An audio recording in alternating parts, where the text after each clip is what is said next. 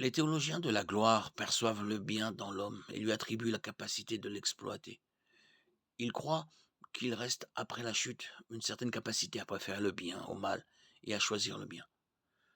Plus important encore, la théologie de la gloire soutient que les humains ne peuvent être sauvés sans participation ou coopération.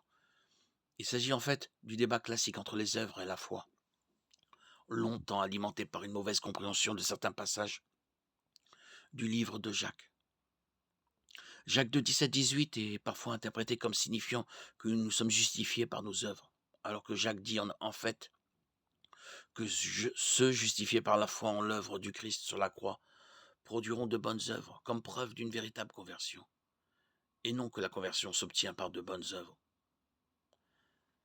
Il convient de noter que la théologie de la croix n'est pas l'idée sentimentale selon laquelle Jésus est plus attirant pour nous parce qu'il s'identifie à nos épreuves et à nos tribulations.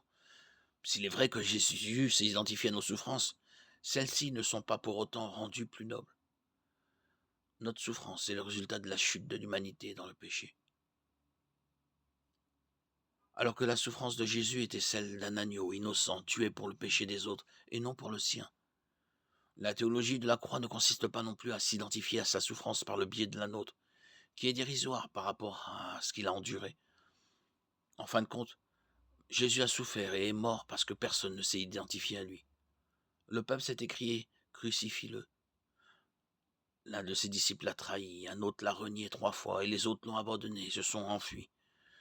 Il est mort, seul, abandonné, même par Dieu.